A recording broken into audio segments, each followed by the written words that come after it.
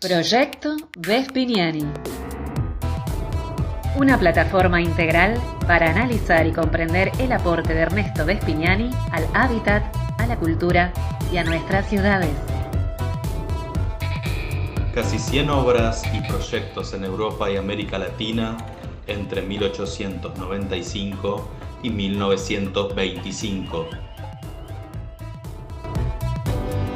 Un arquitecto, un cura, un personaje.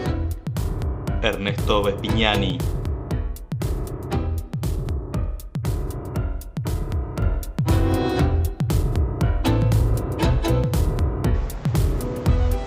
Hola Rafa. Hola, ¿Cómo te va? qué lindo encuentro.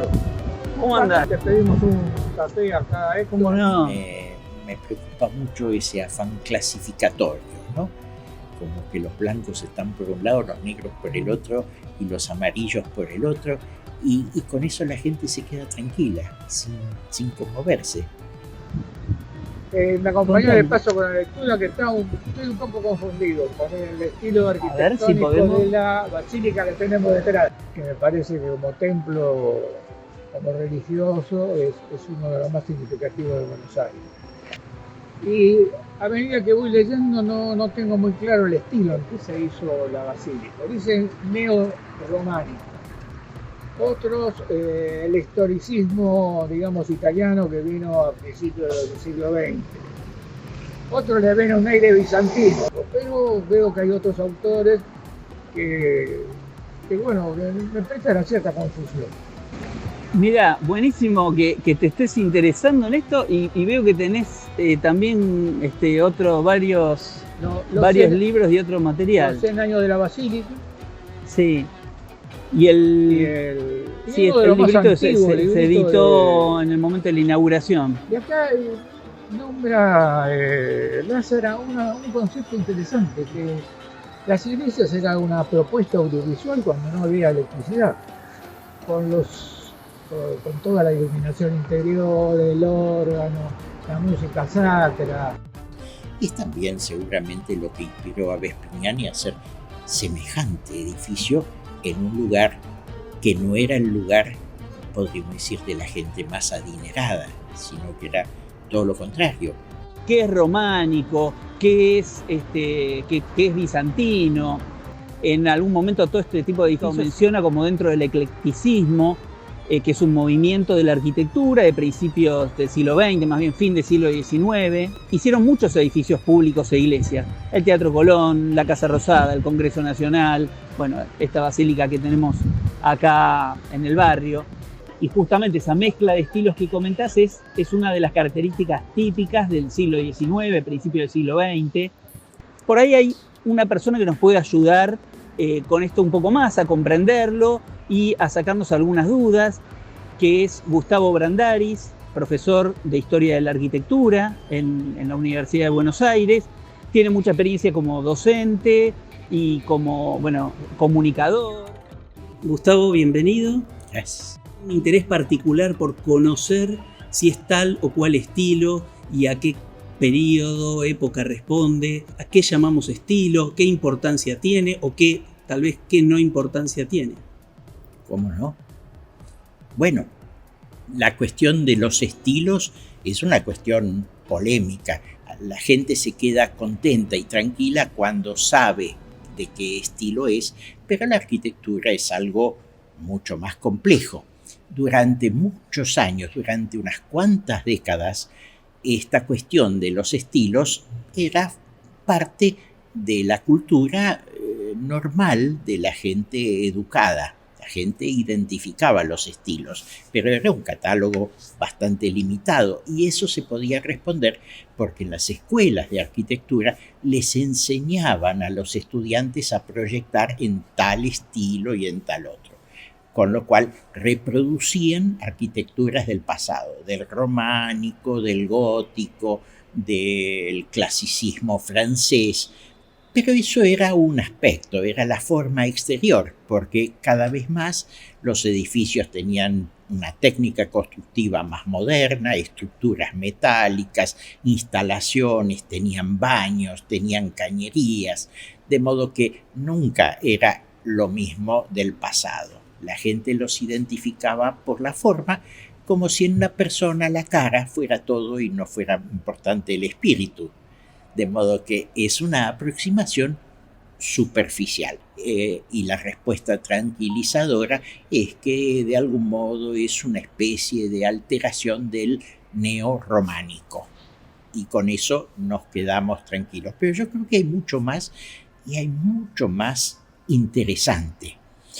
Si uno piensa en la época en que fue construido el templo, en quién fue el proyectista y quiénes le encargaron el diseño del templo, la construcción del templo, hay una riqueza cultural y una riqueza desde el punto de vista intelectual muy superior. El arquitecto que lo proyectó estaba enrolado, podríamos decir, dentro de una corriente de pensamiento profesional cuyo origen podemos situar en Italia, lo podemos situar en la zona de Milán. El siglo XIX fue un siglo muy importante para la arquitectura.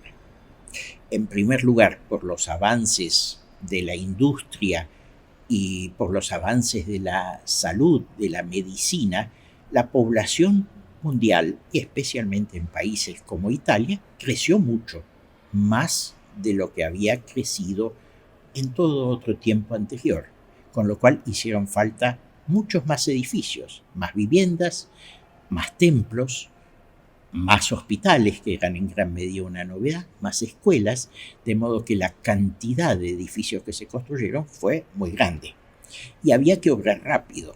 En ese sentido, para obrar rápido, era una solución no ideal, pero una solución transitoria, reproducir las formas que habían sido aceptadas o que gustaban de las formas del pasado, más que crear formas nuevas.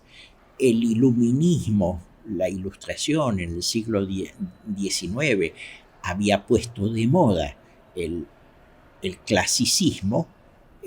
Quienes no estaban de acuerdo con eso trataron de poner de moda de nuevo la Edad Media, y ahí reaparecieron los estilos como el románico, como el gótico, como una especie de réplica. Estamos hablando ya de los neos.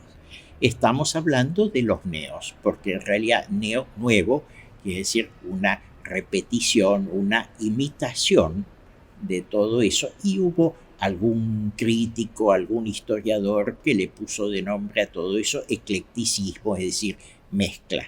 Pero las mezclas no eran a veces tan frívolas, a veces sí, a veces eran un juego, y era muy difícil asociar al cristianismo con estilos paganos, de modo que ahí se producía un conflicto, y hubo quienes pensaron que para el cristianismo, para el catolicismo, iban mejor estilos que tuvieran que ver con una época de preponderancia de la Iglesia, de la fe cristiana, católica, de modo que ese movimiento intelectual es algo más que una elección frívola de estilo, es un manifiesto cultural.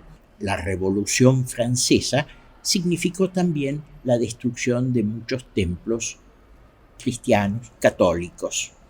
Y después de la Revolución hubo una reconstrucción de esos templos, y ahí se destacó un arquitecto que curiosamente sabía mucho de arquitectura y le gustaba mucho la arquitectura medieval, pero era un libre pensador. Él veía lo constructivo y era muy exitoso.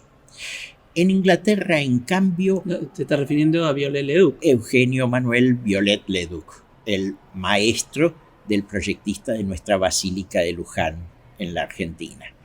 En Inglaterra, al contrario, hubo un escritor y pensador, John Ruskin, que creyó que a las ruinas había que dejarlas como ruinas porque eran más románticas.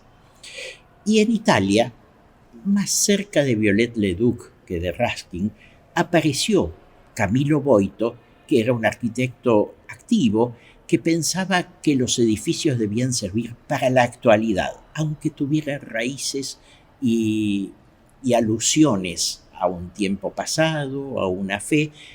Y Camilo Boito fue el inspirador, desde el punto de vista teórico, de Ernesto Vespignani, el sacerdote y arquitecto que proyectó este templo en el cual estamos. De modo que no es una elección frívola de estilos, no es simplemente la adopción de uno, de un catálogo, sino que es un acto de convicción, un acto de fe. Bueno, muchas veces con respecto a este periodo, sobre todo que por ahí después vamos a hablar un poquito más, que han ido tanto en la Argentina, en Buenos Aires, con la inmigración y demás, pero se lo ha criticado mucho por este tema, ¿no? Hasta se ha llegado a hablar de, bueno, es un pastiche, es una mezcla de cosas, de cuestiones de catálogo y demás. Creo que esa crítica rápida también ocultó un poco cierto valor creativo que lo tiene, cierto valor proyectual. No es que se han repetido plantas, cortes y demás. Porque también estaban las nuevas tecnologías en el siglo XIX, que en el 1200 no estaba. Entonces, en ese contexto, digamos, ¿qué podemos destacar del eclecticismo por su valor proyectual y novedad creativa? Yo creo que esa pregunta se puede responder, pero previamente me gustaría decir algo, y ese algo que quiero decir es esto: ¿qué es un fanático? Un fanático no es un creyente. Un fanático es el que cree que solo su idea está bien, y al que piensa distinto hay que exterminarlo. Cuando se habló de un pastiche, se habló porque quienes hablaban de eso pretendían que tuviera una sola huella. Y los seres humanos somos más complejos, la sociedad es más compleja, es más diversa. La gente vive una cantidad de tiempo y a lo largo del tiempo va cambiando de experiencias de vida, de sentimientos, de emociones, de modo que pedirle exclusivismo a los estilos de los edificios es como pedir una especie de mutilación humana. Y eso a mí no me gusta. Es decir, más bien me gusta ver la diversidad, incluso las incoherencias. Y en el caso de Ernesto Vespignani tenemos un caso muy particular. Es un sacerdote. Es cierto que los arquitectos de esa época mezclaban cosas. ¿Quién no mezcla cosas en su vida? Lo que pasa es que quedan materializadas en la arquitectura, y yo en donde estoy en este momento estoy mirando hacia una esquina del templo y ahí veo las marcas de un matafuegos. Entonces, para ser completamente fieles al arquitecto que lo proyectó, habría que sacar el matafuego, que no es del estilo, y eso no es posible, no es recomendable. Uno tiende a pensar que esa clasificación viene por cuestiones de forma. Entonces rápidamente se puede reconocer que un arco quebrado remite al gótico, y que si empezamos a tener bóvedas de crucería, arcos de medio punto, nos puede remitir al románico. Pero un poco lo que también me interesaba reflexionar en este espacio, digamos, sobre el eclecticismo, es que eso se empieza a complejizar, como estuvimos hablando, también en otras cuestiones, por ejemplo, espaciales. No es solamente una cuestión formal, sino tener otras proporciones. Por ejemplo, este lugar en el que estamos empieza a tener una proporción más vertical, cuando en realidad los edificios a los que remitían el románico puro del año 1000 no tenían seguramente esta proporción tan vertical, que fue más acentuada en el periodo del gótico. Aún así, prima lo formal para esta organización clasificatoria de edificios. Sí, es cierto que esto no es una réplica de un estilo muerto en el pasado, sino que es una reelaboración. Es como si uno dijera, tal poeta fue él mismo hasta que escribió en tal año tal poesía. Y después siguió escribiendo. Y el románico, podríamos decir, traído de nuevo al siglo XIX y al siglo XX, siguió escribiendo poesía. el sentimiento ya no es el mismo porque no son los contemporáneos de aquella época de la Edad Media, pero de algún modo es la fuente de inspiración. ¿Y por qué sacarlos fuera de ese contexto? Son nombres que les ponemos a las cosas y podríamos jugar con inventarle nombres, pero el hecho es que en arquitectos como Vespignani hay un genio creativo muy superior a la adscripción a un estilo, y por eso él se toma la libertad de tomar un modelo de templo románico y hacerlo de la altura gótica y combinar una serie de cosas, porque no está proyectando para el año 1000 ni para el año 1200, sino que está proyectando para el año 1900. Y la gente es distinta. Los de la Edad Media están todos muertos. Él proyecta para los que están vivos y le hace un templo hermoso, donde la gente entra y se encuentra con reminiscencias que le hacen volar la imaginación, le hacen soñar. El tema de la inmigración italiana. Bueno, acá vino una oleada muy importante de italianos, la congregación salesiana en este caso también, con lo cual realmente hubo una explosión de un tipo de arquitectura que, como decíamos, acostumbrados por ahí a las formas del colonialismo español, no conocíamos, y para la época seguramente habrán sido nuevas. En realidad, cuando uno piensa en Italia, piensa en algo que empezó en la República Romana y que tuvo el influjo de los etruscos y pasó por una serie de avatares en la vida, la Roma de los papas, la Roma barroca y todo eso. Y es cierto que en determinado momento hubo una inmigración italiana importante. Italia es un país que tiene regiones y esas regiones son bastante distintas. Cuando decimos estilo italiano, nos estamos refiriendo a lo que se llama hoy en día cada vez con más claridad el neorrenacimiento italiano, es decir, una reproducción del estilo, podríamos decir, de Brunelleschi en Florencia. Y ese estilo lo trajeron los albañiles italianos que vinieron como inmigrantes, pero antes de lo que la gente imagina. Trabajaron en la época de organización nacional y quien se puso muy contento de la llegada de los italianos, de los albañiles italianos, fue Sarmiento, porque decía, bueno, por primera vez estamos cambiando de estilo arquitectónico, pero es cierto que en nuestras ciudades, en la época de la organización nacional, cuando empezó esa inmigración masiva, empezaron a vestirse de italiano, de barrios enteros de Buenos Aires, de Concepción del Uruguay, de una cantidad de ciudades de provincia, empezaron a tener casas neorrenacentistas. Pero también esto es una simplificación, porque en Italia no había homogeneidad de pensamiento. Y entonces si buscamos las raíces del pensamiento del arquitecto que hizo este templo y de sus referentes, en realidad la diversidad también existía allí, porque ellos consideraban de un modo distinto que estos estilos, llamemos, tanto el neorrenacimiento como el neorrománico, eran italianos.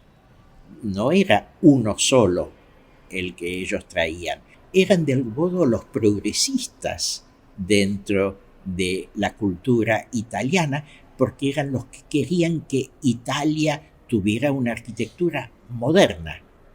No una arquitectura moderna como la entendían los norteamericanos o como la podían entender los ingleses, sino como la podían entender los italianos, que querían que esa arquitectura satisficiera las necesidades de los italianos vivos y tuviera raíces en lo profundo de las tradiciones italianas.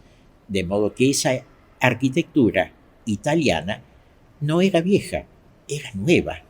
Nosotros podemos contarle a ustedes lo que han hecho los italianos, pero no en Italia, sino acá. porque eso lo sabemos nosotros. Son tan de italianos como nuestras. Sí, también tiene que ver con las oportunidades, ¿no?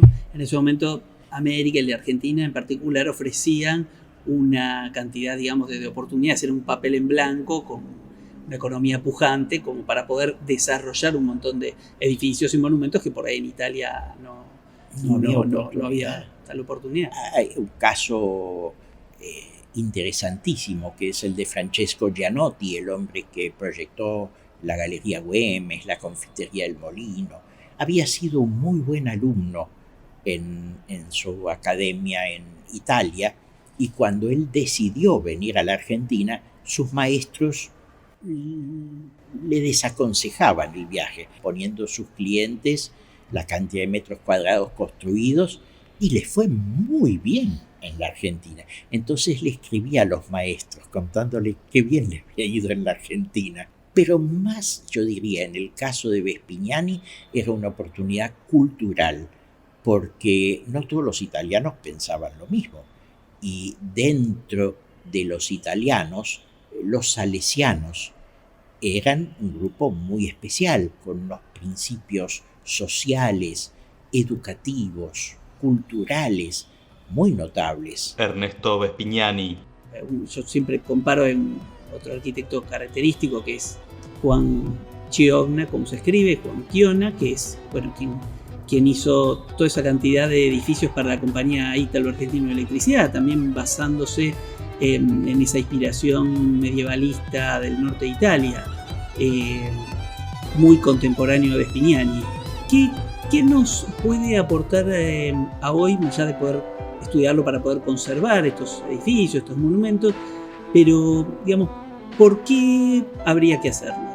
Los que creemos en estas cosas podemos tratar de despertar la aspiración de la gente a conocer, a comprender, a apreciar. Y el apreciar es una cuestión compleja, es una cuestión que involucra una serie de funciones del cerebro. En primer lugar, no aprecia a nadie que, naturalmente, valga la oposición, desprecie a los demás. El que aprecia, en primer lugar, tiene una raíz de humildad que es muy valiosa para la humanidad. Entonces, eso que es la condición inherente del arte, el querer hacer bien las cosas, es lo que lleva a admirar de algún modo a un arquitecto como Vespignani, a apreciar el arte, la arquitectura, las buenas acciones humanas. Creo que es eso, porque eso es lo que nos hace seres humanos.